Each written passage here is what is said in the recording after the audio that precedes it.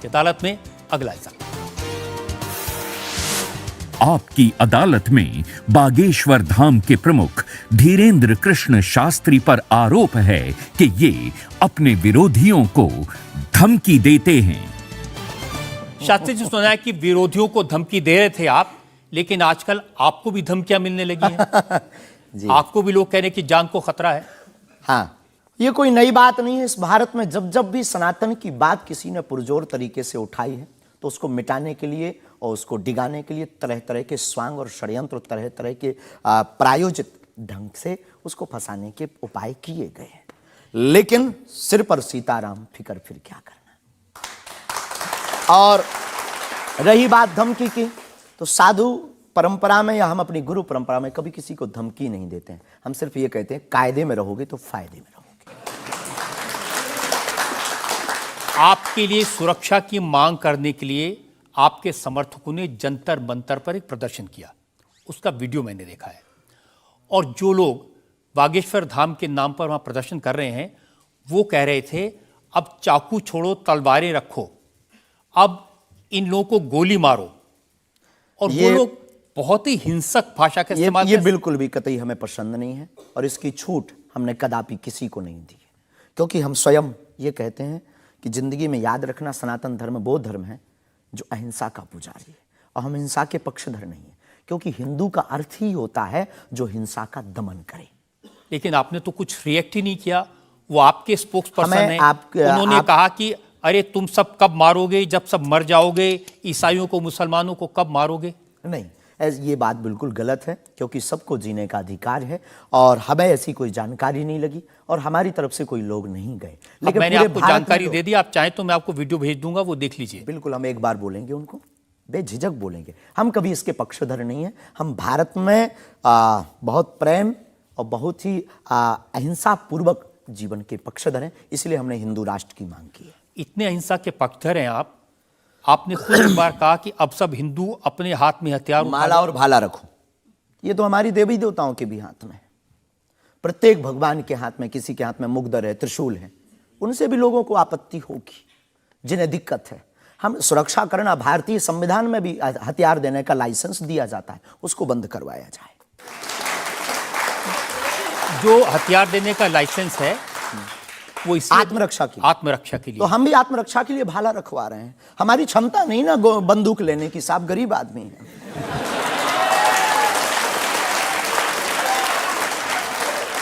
जब आप इस तरह की बातें करते हैं ना, तो फिर सवाल ये उठता है कि आपकी सुरक्षा के लिए टैक्स पेयर क्यों पैसा दे, जनता क्यों पैसा दे। आप इस तरह की बातें करेंगे, भाला की बात करेंगे, बंदूक की बात करेंगे, गोली की बात करेंगे, तो धमकी मिलेगी।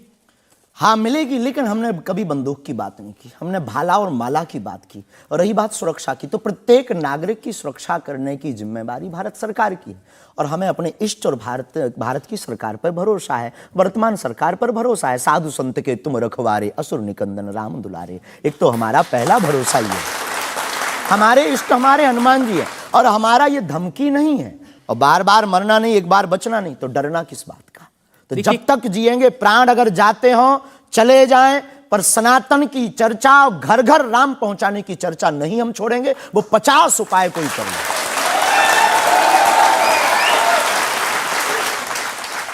कोई ना कोई डर तो है। आप कहते हैं कि मैं अब बुलडोजर खरीदने वाला हूं, हिंदुओं एक हो जाओ, पत्थर मारने वालों पर बुलडोजर चलाओ। ये भी हमारा अहिंसात्मक बयान है, पूर्ण अहिंसात्मक। बुलडोजर कब से अहिंसात्मक हो गया? वाह, ये कुआं खोदने के भी तो काम आता है। तो हमने कहा कि अगर राम की यात्रा पर कोई पत्थर फेंकेगा तो बचाने के लिए भाई बुलडोजर खरीदो। और अगर किसी को अपनी शरीर की दिक्कत है या किसी को अपने पंथ को दिक्कत है, वो क्रेन खरीद ले, हमें क्या दिक्कत है। हम कोई रोक नहीं रहे हैं, लेकिन अभी हमारे पास इतना रुपया नहीं आया कि हम बुलडोजर लें। और अगर आप लोग सहयोग करेंगे तो हम रख लेंगे। देखिए,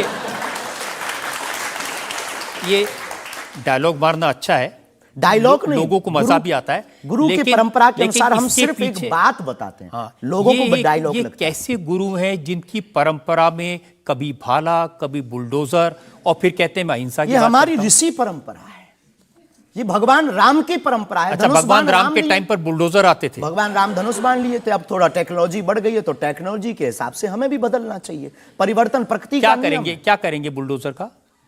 आत्मरक्षा। घर के बाहर रखेंगे कि देख भाई तू आना मत, ये भी है भाई। बंदूक जो इनके पास होती, सिपाहियों के पास चलाते थोड़ी हैं अनेक बार, वो तो दिखाने के लिए होती है कि तू कुछ करना। आप जो बातें कह रहे हैं ना कि सिपाहियों के पास भी बंदूक होती है, जो सीमा पर रक्षा करते हैं उनके पास बंदूक होती है, हमारे पास क्यों नहीं हो सकती? ऐसी बातें जानते हैं, मैंने किससे सुनी थी बहुत साल पहले, भिंडरान वाले से। ये कौन है? भिंडरान वाले पंजाब में जो आतंकवाद फैला था उसके सिंबल थे। नहीं, हमने कभी बंदूक की बात नहीं की, बुलडोजर की। उनसे मैंने ये सवाल पूछा था। उन्होंने बुलडोजर रखी थी। मैं आपको बताता हूँ, उनसे मैंने, देखिए ये मजाक की बात नहीं है, मैंने उनसे सवाल पूछा था कि उनकी आपत्ति क्या थी कि जो हिंदू हैं वो यज्ञोपवीत क्यों पहनते हैं और सिख लोगों को कृपाण लेकर जाने की इजाजत क्यों नहीं होती। तो मैंने उनसे कहा कि यज्ञोपवीत से क्या नुकसान किसी को हो सकता है? तो उन्होंने कहा नहीं, इससे भी गला घोट के मारा जा सकता है। मैंने कहा आप तो बंदूक की बात कर रहे हैं। तो उन्होंने यही कहा था कि सिपाहियों के हाथ में भी तो बंदूक होती है, वो भी आत्मरक्षा के लिए। तो ऐसी बातें जो लोग गुरु परंपरा के लोग हों उनको नहीं कहनी चाहिए। आपकी दृष्टि से कह सकते हैं, लेकिन हमें लगता है कि आत्मरक्षा के लिए सब कुछ जरूरी है, वो वर्तमान समय में आवश्यक है। और बुलडोजर की बात अगर कहें तो बुलडोजर का पूर्ण अहिंसात्मक बयान है, और किसी व्यक्ति से अगर आप जोड़ रहे हैं तो वो उसका निज मत है। हमारा मत बंदूक की तरफ। सनातन धर्म का मत क्या है? सनातन धर्म का मत है सनातन सत्य, अहिंसा, दया, क्षमा, दान, जप, तप। मारकाट की बात तो नहीं करता वीरता सनातन भी धर्म। है, ये वीरता का प्रतीक है बुलडोजर। चाय भी मंगवा दो साहब। अच्छा, हम चाय पियेंगे, हमें चाय की पीना बड़ी चाहते आदत हैं। है। हाँ, तो पानी और चाय दोनों भेजा जाए। जी जी। वैसे तो संतों को चाय पसंद नहीं आती है ना? लेकिन आपके बारे में जितना मैं रिसर्च की हूँ मुझे पता चला है आपको चाय बहुत पसंद है। क्या ये सही है? जी बहन, बहुत सही बात है। जो रिसर्च कौन सी चाय अदरक पसंद वाली करते चाय। हैं? अदरक वाली चाय, और हमारे दादा गुरुजी को बहुत प्रिय है। इस चाय से हमारी याद जुड़ी हुई है दादा गुरु से। हम 2 भाई हैं वैसे तो, पर ताऊ चाचा के मिलाकर के 10 भाई हैं। और हम जब दादा गुरुजी के पास जाते थे तो सब ऐसे ही बैठते थे। तो दादा गुरुजी बहुत सिद्ध महापुरुष, बहुत कम बोलते थे, महापुरुष थे। तो वो चाय पीते थे तो अपनी जूठी चाय, खूब ये जो नरेली है, इसकी आधी चाय हमको देते थे। तो हमारे जीवन में हमें ये लगा कि ये नालायक से बोलने लायक गुरु के इस प्रसाद के कारण बना है।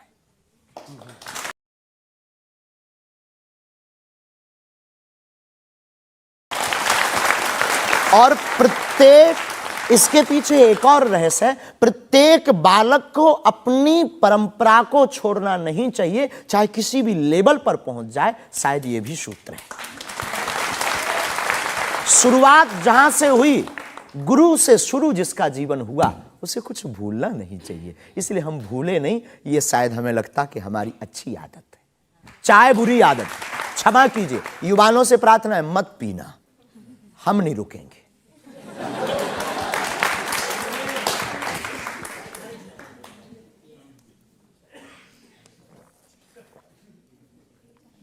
और हमारे दादा गुरु ने तो श्लोक भी बनाया है, कहो तो सुनाऊं? चाय पर श्लोक। चाय पर श्लोक आपने नहीं सुना होगा, एक बार सुन। केटली गर्भ संभूतम शक्कर पत्ती मिश्रितम कप मध्य विराजते देवी ओम चाय चंडिकाय नमो नमः। और केवल इतना ही नहीं, चाय और चाह दोनों जिंदगी में बहन जरूरी है। चाय हमारे लिए जरूरी है क्योंकि हमें लगता कि चाय से गुरु की याद आती है, और जिससे ईश्वर की याद आए वो बुरी चीज भी अच्छी है। और चाह, परमात्मा को पाने की चाह भी जिंदगी में बहुत जरूरी है। जिसके अंदर ईश्वर को पाने की चाह होती, वो आदमी भी नंबर 1 का होता। चाह पैसों से आनों में आती रही, चाह आनों से रुपया बनाती रही, चाह रुपयों से नोट बुनाती रही, चाह नोटों से कोठी चुनाती रही, चाह कोठी में मोटर मंगाती रही, चाह मोटर से होटल में जाती रही, चाह होटल में बोतल खुलाती रही, चाहे क्या क्या ना करती कराती रही। चाहे मोटर से होटल में जाती रही, चाहे होटल में बोतल खुलाती रही, चाहे क्या क्या ना करती कराती रही, चाहे पाली जिन्होंने वो पीले हुए चाहे छोड़ी जिन्होंने वो रसीले हुए, चाहे जी से लगी जी जरा हो गया, चाहे हरी से लगी जी हरा हो गया। अब एक ही चाहे हमको चाहिए, वो अगर चाहे हनुमान जी तो फिर क्या चाहिए।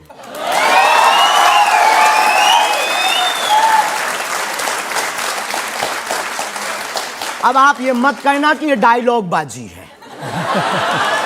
क्योंकि हम आपकी अदालत में ये कहते हैं हमारा कोई भी बयान डायलॉग नहीं है, हमारा प्रत्येक बयान हमारे युवाओं को और भारत को जगाने का है। मैं तो सोच रहा था कि आपको पहले से पता होगा कि मैं क्या पूछने वाला हूं। शायद ये जो चाय आप पीते हैं, इससे एनर्जी आती है, ऊर्जा आती है, शक्ति मिलती है? लगभग गुरु की याद आती है। और देखो चाय पीना, देखो सच बात यह है कि चाय पीना ठीक नहीं है, चाय हानिकारक है, भूख मारती है। लेकिन हम 24 घंटे में 18 घंटे सेवा करते हैं, लगभग 17 घंटे गद्दी पे बैठते बोलते हैं। भूख लगेगी तो नींद आएगी, नींद को मारने का एक बहुत अच्छा उपाय है चाय पी लेंगे। भूख कम तो हम ज़्यादा समाज सेवा कर पाते हैं, हमें ऐसा लगता है, पर डॉक्टरी भाषा में ये ठीक नहीं है। तो ये सिर्फ समाज सेवा के काम आती है, या फिर जैसे शाहरुख खान की फिल्म पठान को आपने क्रिटिसाइज किया, वो भी चाय का असर था? चाय कोई नशा नहीं है, लेकिन अगर आप उसकी बात करें तो हमने सिर्फ सनातन की बात की कि हमारे सनातन पर भगवा रंग ही बेशरम क्यों बार बार। एक फिल्म 1987 के लगभग आई थी, संतोषी माता की फिल्म। संतोषी माता की फिल्म आने के बाद लोगों की भावना इतनी दृढ़ होगी कि शुक्रवार को टमाटर और नींबू बिकना कम हो गए।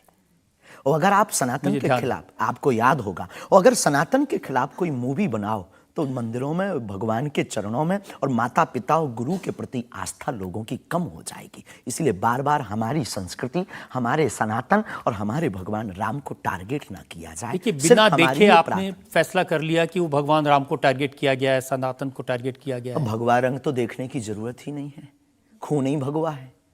रंग से किसी धर्म को जोड़ना ये तो ठीक नहीं। ये देश तिरंगे का देश है और तिरंगे में तीनों रंग हैं। बिल्कुल है, और सब रंगों का सम्मान करना चाहिए। तो है तो हमने कभी, अच्छा तो भगवा रंग, हरा रंग भी तो बेशरम हो सकता है। हाँ, क्यों नहीं हो सकता? हो सकता है ना। हाँ। बस यही हमारी मांग है।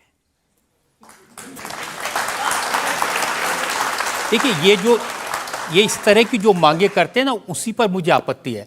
आप कहते हैं ये भारत राष्ट्र हिंदू राष्ट्र बने, बेझिझक बने, हिंदू राष्ट्र बनेगा। ये जातिवाद, हम जातिवाद के खिलाफ हैं। कब तक गालियां जातिवाद के नाम पर, कब तक राजनीतिक रोटियां सेकी जाएंगी? ये बंद करो। अब कब तक जातिवाद के नाम पर वोट लेंगे? आप ये बंद करो, भारत को हिंदू राष्ट्र बनाओ। सामाजिक समरसता होगी, सब में समानता होगी, सौहार्दता होगी, न पत्थर गलेंगे, न रामचरितमानस जलेगी, न राम के ऊपर कोई टिप्पणी होगी। हिंदू राष्ट्र होगा तो राम राज्य आ जाएगा। भारत विश्व गुरु है। शास्त्री जी, ये जो देश है ना, ये भारत के संविधान से चलता है। वो संविधान जो बाबा साहब अंबेडकर ने बनाया था। क्षमा कीजिए, हम उसके आदर करते हैं, हमारे पूर्वजों ने स्वीकार किया। कहां आदर कर रहे हैं? वो संविधान कहता है ये धर्मनिरपेक्ष राज्य है, इसमें रिलीजन के नाम से इसको देश नहीं बनाया जा सकता। संविधान का प्रथम पृष्ठ ही भगवान राम के चित्र से प्रारंभ होता है। हाँ, बिल्कुल। संविधान का प्रथम पृष्ठ, जिस देश का संविधान भगवान राम से प्रारंभ हो, तो क्या वो हिंदू राष्ट्र, राम राज्य नहीं हो सकता है? वही संविधान जो भगवान राम के पृष्ठ से शुरू होता है, वही संविधान कहता है कि भारत एक धर्म निरपेक्ष हमने ऐसा राज्य सुना है, पढ़ा नहीं है, पूछना नहीं, पंथ निरपेक्ष कहा है। धर्म तो सिर्फ सनातन नहीं, धर्म निरपेक्ष। हाँ, तो धर्म सिर्फ सनातन है, बाकी सब पंथ। देखिए, और जो देश धर्म निरपेक्ष नहीं होते, जैसे हमारे पड़ोस में पाकिस्तान धर्म के आधार पर बना, उसका क्या हाल है ये आप देख रहे हैं। देख रहे हैं। लोगों के पास खाने को रोटी नहीं है, आतंकवाद चरम सीमा पर है। जब इस्लाम के नाम पर देश बनेगा, धर्म के नाम पर बनेगा, तो ये होगा। बिल्कुल बात सही है आपकी, लेकिन हम आपको बता दें, बाकी सब पंथ हैं, धर्म सिर्फ सनातन है। सुप्रीम कोर्ट के सामने ये मामला आया था और सुप्रीम कोर्ट ने क्या कहा था, एग्जैक्ट वर्ड्स मैं आपको बताता हूं। सुप्रीम कोर्ट ने कहा कि भारत जैसे धर्मनिरपेक्ष देश में धर्म के आधार पर घृणा फैलाने की, लोगों को बांटने की गुंजाइश नहीं है। जी, सुप्रीम कोर्ट तो ये नहीं करना चाहिए। हमारी तरफ से आदर है, लेकिन भारत हिंदू राष्ट्र था, है, बस घोषणा की जरूरत है। देखिए, आप रंग के नाम पर फिल्मों का विरोध करते हैं, आपने कहा कि ये फिल्म नहीं चलने देंगे। हम सिर्फ सनातन के विरोधियों का विरोध करते हैं, कोई रंग से, कोई व्यक्ति से, किसी संप्रदाय से हमारा कोई विरोध नहीं। सनातन के विरोधी से हमारा विरोध है, वो किसी भी बिरादरी या समुदाय या समाज का चाहे भले ही क्यों। आपको यह भी समझना होगा, जिस फिल्म का आप इतना विरोध कर रहे थे, जिसको आप कह रहे थे कि लोग देखने ना जाएं, उसको करोड़ों ने देखा और वो लोग सुपरहिट फिल्म हुई। होनी भी चाहिए, हमने सुना सुधार भी किया है, और सुधार करके कोई करे तो फिल्मों से हमारा कोई विरोध नहीं है, क्योंकि वो एक कला है और कला के प्रति हमारा सम्मान है। नहीं, लेकिन आप तो बार बार कभी आप आमिर खान की फिल्म का जिक्र करते हैं, कभी क्योंकि वो शाहरुख खान पीके वाली मूवी बना करके भगवान को गाल पर चिपका करके शंकर जी को बाथरूम में बंद करता है, तो क्या ये सही है? जिसके प्रति हमारी आस्था है, लाखों लोग कहेंगे इस बात को सुनने के बाद, जिनके प्रति हमारी आस्था है उनके साथ ऐसा मजाक किया जाए, भगवान के साथ खिलवाड़ किया जाए, क्या ये सही है? और उसकी बात बोलना अगर विरोध है तो हम मरते दम तक विरोध करेंगे। शास्त्री जी, मुझे कभी कभी लगता है कि चूंकि आपकी उम्र कम है, जैसे आप भिंडरान को नहीं जानते, ऐसे ही फिल्मों का इतिहास भी आप नहीं जानते। एक फिल्म आई थी बैजू बावरा, उसमें एक भजन था मन तड़पत हरि दर्शन को आज, जो सबसे हिट था। इसे लिखा शकील बदायूनी ने, म्यूजिक दिया नौशाद ने, गाया मोहम्मद रफ़ी ने। हम आपको बहुत विनम्रता पूर्वक कहें कि हम किसी भी समुदाय के विरोधी नहीं हैं। पुनः हम कहते हैं, हम रहीम को मानने वाले और कबीर का सम्मान करने वाले हैं। हम शेख मुबारक के साथ मित्रता निभाने वाले। ये आपको समझने की जरूरत है, ये मलिक मोहम्मद जायसी और रसखान का देश है, जहां पर उन्होंने भगवान का गुणगान किया। हमने कभी विरोध नहीं किया, सम्मान किया, रसखान के पद गाए, रसखान के प्रति हमारा आदर है, और भारत में सामाजिक सौहार्दता बनी रही है हमारी मांग है। और क्या ये नाजायज मांग है? नहीं, जिन आमिर खान का जिक्र कर रहे हैं, उन्होंने जब लगान फिल्म बनाई, उस फिल्म में जो भजन था वो जावेद अख्तर ने लिखा और रहमान ने उसका म्यूजिक दिया। जी, तो उसके प्रति सम्मान है। हमने सुना नहीं है, अभी तक उस फिल्म को देखा नहीं है, पर उसके प्रति हमारा सम्मान है। उसके प्रति हमारा कोई अगर वीडियो क्लिप विरोध का मिले तो दिखाइए। मैं भेजूंगा आपको, यही आपकी नहीं, प्रॉब्लम है। हमारा विरोध उस गाने के प्रति नहीं, उस गाने के प्रति नहीं है। आप बस हमारा तो सिर्फ सनातन की बात है, फंडा सिर्फ सनातन। सिर्फ मैं कह रहा हूं कि आपको जिसका विरोध करना है उसके बारे में थोड़ी सी जानकारी हासिल कर लीजिए। आपको न मिले तो मुझसे पूछ लीजिए। बहुत अच्छा है, अब आगे से ये कोशिश करेंगे, लेकिन सनातन के लिए पूछ नहीं पाएंगे। सनातन पर उंगली उठाएगा तो इधर से भी डायरेक्ट सीधा सा होगा। ऐसा लगता है कि जैसे आपने सनातन धर्म के नाम पर धमकियां देने की दुकान खोल ली है। अगर किसी को यह धमकी लगती है तो उसे लगना चाहिए, क्योंकि प्रत्येक भारतीय नागरिक को बोलने का अधिकार है, और हमें भी बोलने का अधिकार है सनातन के लिए, क्योंकि हमारा जन्म सनातन के लिए हुआ, हमारा जीवन सनातन के लिए है, और हम मरेंगे भी सनातन। बोलने पर आपत्ति नहीं है, हम धमकी देने पर आपत्ति है। हम धमकी नहीं देते, हम सिर्फ ये कहते हैं कायदे में रहो तो फायदे में रहो। ये भारत राम का देश है, बस हम कायदा सिखाते हैं, और गुरु का काम है कायदा सिखाना, धमकी नहीं। गुरु क्या डांट करके धमकी देता है? गुरु धमकी, अगर कुम्हार मटका बनाता है तो भीतर से हाथ भी तो लगाता है।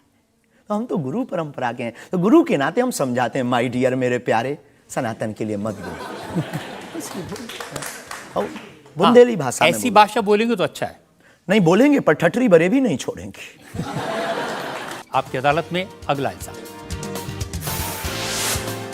आपकी अदालत में बागेश्वर धाम के प्रमुख धीरेंद्र कृष्ण शास्त्री पर इल्जाम है कि ये दुष्प्रचार करवाते हैं। देखिए, एक उदाहरण मैं आपको देना चाहता हूं।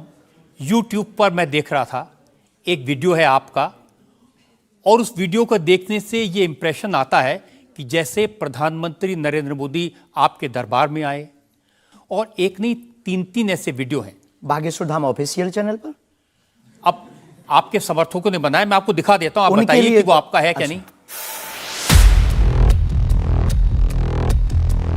बागेश्वर धाम सरकार पहुंचे पीएम मोदी, तो क्या मोदी जी भी बागेश्वर धाम सरकार के भक्त हो गए हैं? आए दिन बागेश्वर सरकार के पास नेताओं की भीड़ लगी रहती है, जिसमें प्रधानमंत्री नरेंद्र मोदी जी का नाम भी शामिल है, जो कुछ दिन पहले ही बागेश्वर धाम सरकार के दर्शन करने पहुंचे थे।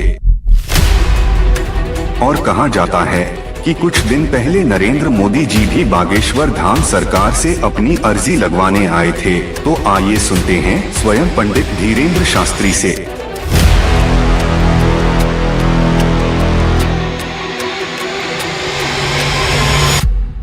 मोदी जी को ये प्रोजेक्ट करते हुए जैसे बागेश्वर धाम आए, मेरी जानकारी है कि 3 वीडियोस हैं, उनमें से एक बागेश्वर धाम का है।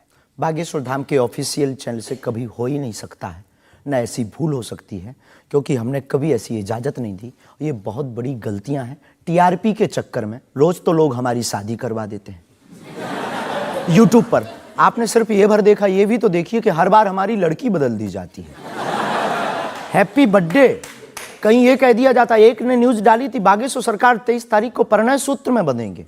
संतों के फोन आने लगे। तो ये सिर्फ मीडिया पर, चूंकि बागेश्वर धाम बहुत सर्च हो रहा, और हनुमान जी भला सर्च हो क्यों ना, हनुमान जी तो लोगों की श्वास में, ये पवन पुत्र हैं। तो लोग बागेश्वर धाम बालाजी के नाम से सर्च करते हैं, तो लोगों को जो कुछ यूट्यूब वाले हैं, सब नहीं, कुछ यूट्यूब वाले हैं जो अपनी व्यूअरशिप बढ़ाने के चक्कर में इस प्रकार का कुकृत्य करते हैं, जो दुष्प्रचार है। और बागेश्वर धाम ने इस पर अनेक बार कार्रवाई भी की, उनके खिलाफ नोटिस भी भेजा, और अनेक बार डिस्क्लेमर भी बागेश्वर दरबार में हमने दिया है कि किसी भी प्रकार की भ्रामक जानकारी से बचें। धाम का इस प्रकार से कोई भी लेना देना नहीं है। ये खुद की निजता के साथ वो बेफुजूली के कार्य कर रहे हैं, और बागेश्वर धाम इसके लिए कानूनी कार्रवाई भी करवाएगा। शास्त्री जी, प्रधानमंत्री को लेकर इस तरह की वीडियो बागेश्वर धाम के नाम से जाएं, तो आपको नहीं लगता कि ये भोले भाले लोगों के लिए मिसलीडिंग है? लोग ऐसी बातों पर भरोसा कर लेंगे। धाम से तो हुआ नहीं, कोई कर रहा हो तो खबर नहीं है, पर कर रहा जो, उसके खिलाफ कानूनी कार्रवाई। अगर आपके नामले पे कोई कर रहा है तो भी आपको कोई एक्शन लेना चाहिए। आपने कुछ कार्रवाई की है? हाँ, अनेक बार नोटिस भी भिजवाया है, अनेक बार कितने चैनलों को बंद करवाया है, जो कई बार कोई खान के खिलाफ कर देते थे हमारे लिए, कई बार कोई धमकी डाल दे। बागेश्वर धाम पहुंचे जेल, अब वो ऐसी हथकड़ी हो, वो पुलिस अगल बगल लगा देते थे। तो इनसे हमारी आपके सोच से भी प्रार्थना है, इसको बहुत देखा जाएगा, आपकी अदालत को जब भी देखा जाए, इस प्रकार की भ्रामक जानकारी से बचें। हम इस प्रकार, कोई भी हमारा दरबार या कथा प्रदर्शन का विषय नहीं है, हमारी कथा और दरबार दर्शन का विषय है। तो आपकी तरफ से मोदी जी के वीडियोस को लेकर के क्या कार्रवाई की गई? इसमें अभी इसकी हमें आज पता लगा है कि मोदी जी का बना है। पूर्व में हमको वो जेएलएल वाला बताया था, हमें इसका ज्ञान नहीं है, लेकिन हम जाते ही तुरंत आपकी अदालत के बाद लीगली कार्रवाई एफआईआर अपने अमुक थाने पर करवाएंगे। अच्छा, इसके अलावा और भी बहुत सारे वीडियोस हैं। देवेंद्र फडणवीस का है, मनोज तिवारी का है। ये तो आए थे। ये भी फर्जी वीडियो है? अरे नहीं, ये तो आए थे, इनके मत करवा दियो ना ना ना, ना। देवेंद्र फडणवीस जी भी आए थे, मनोज तिवारी हमारे बहुत प्रिय शिष्य हैं, वो भी आए थे, और बहुत आए हैं, पर मोदी जी नहीं आए हैं।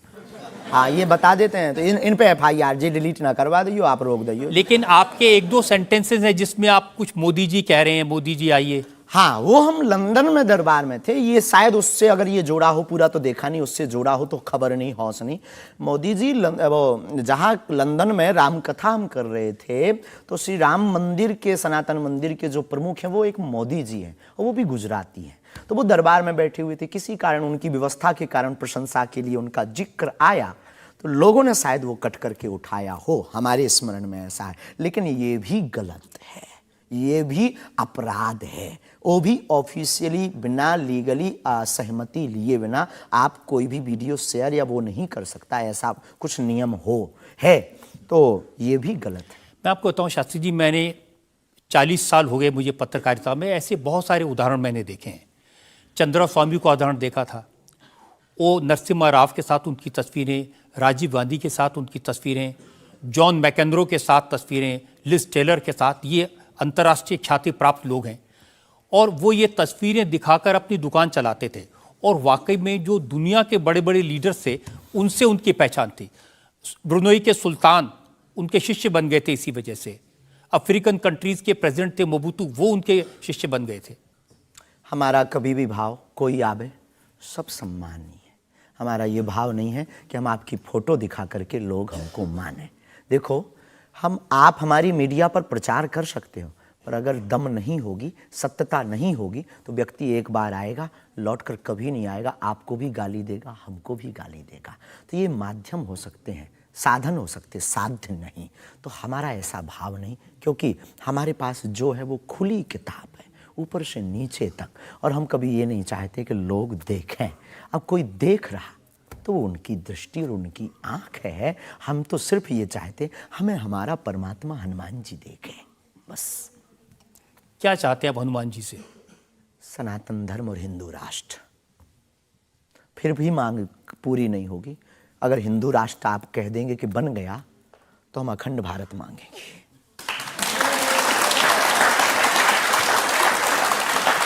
अगर वाकई में आपको भरोसा है कि बजरंगबली ऐसी इच्छाओं को पूरा कर सकते हैं, करते हैं, हमारी तो तो कर रहे हैं। स्केल थोड़ा बढ़ाइए ना, उनसे कहिए कि पुतिन को समझाएं कि यूक्रेन से अपनी सेना वापस ले ले। आइए, ये तो अंतर्राष्ट्रीय, क्योंकि उससे जो यूक्रेन क्रिश्चियन मुल्क है उनको पता चलेगा कि सनातन धर्म की शक्ति कितनी है। हम अपनी तरफ से प्रतिदिन विश्व में कल्याण हो, विश्व में शांति हो, ये अर्जी लगाते हैं। और हनुमान जी ने रावण को भी समझाया था, मान जा, भगवान है, वापस कर दो जानकी माता को। लेकिन जिसकी आ गई हो तो हनुमान जी की बातें उसे नहीं भाती हैं।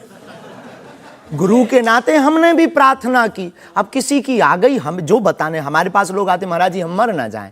अब उसको क्या कहें कि जो बता रहा उसे भी मरना है। हद हो गई। तो हम तो पागलों जैसी बात करते मेरे पागल। लेकिन हम श्रीमान जी बड़ी विनम्रता पूर्वक कहें कि अगर आपको लगता है तो आपको अर्जी लगाने एक बार बागेश्वर धाम। नहीं, ये अर्जियां लगाने का काम तो आपका है, मेरा नहीं है। और अंतर्राष्ट्रीय विषय पर अब टर्की में इतना बड़ा जलजला आया है, इतना बड़ा भूकंप आया है, हजारों लोग मर गए हैं, तो कुछ आपको अर्जी लगानी चाहिए। बिल्कुल, हमने प्रार्थना तुरंत की।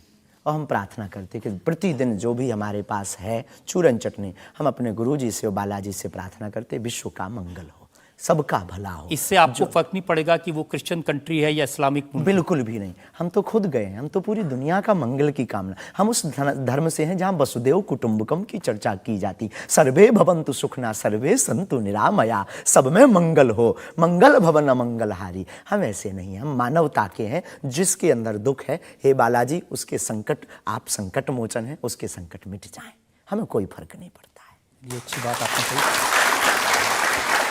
आज हमने मुकदमा चलाया बागेश्वर धाम के प्रमुख धीरेन्द्र कृष्ण शास्त्री पर। हमने उनसे पूछा उनके चमत्कारों के बारे में, उनके प्रवचनों के बारे में, उनके धमकी भरे बयानों के बारे में, उनके स्टंट्स के बारे में और उनको लेकर सोशल मीडिया में चल रहे मिसलीडिंग वीडियोस के बारे में। अब वक्त है आपकी अदालत में आज के जज विनोद अग्निहोत्री के फैसले का। बागेश्वर धाम के प्रमुख आचार्य श्री धीरेन्द्र कृष्ण शास्त्री पर लगे सभी आरोपों और उनके जवाब सुनने के बाद अदालत इस निष्कर्ष पर पहुंची है कि ऋषि और संत परंपरा वाले इस देश में उन्हें भी अपने विचार लोगों तक पहुंचाने का अधिकार है। लेकिन जिस तरह धर्म के नाम पर पाखंड और धोखाधड़ी भी होती है, इसलिए श्री शास्त्री को बहुत सावधान रहने की आवश्यकता है। अदालत तमाम इल्जामों से श्री धीरेन्द्र शास्त्री को बाइज्जत बरी करते हुए निर्देश देती है कि बागेश्वर धाम बालाजी सरकार श्री हनुमान जी की कृपा से उन्हें यदि कोई सिद्धि और प्रसिद्धि मिली है तो उसका उपयोग लोक कल्याण और समाज की नैतिक आध्यात्मिक उन्नति के लिए करें और देश समाज में प्रेम, शांति, सद्भाव का वातावरण बनाने में सहायक हों। शास्त्री युवा हैं, इसलिए उनमें जोश स्वाभाविक है, परंतु जोश के साथ साथ होश भी अत्यंत आवश्यक है। अदालत अपेक्षा करती है कि उनकी वाणी में संयम, करुणा और क्षमा से अभिभूत रहेगी। आशा है कि धीरेन्द्र कृष्ण शास्त्री सनातन धर्म के इन्हीं शाश्वत मूल्यों के साथ भारतीय संत परंपरा को आगे बढ़ाते रहेंगे।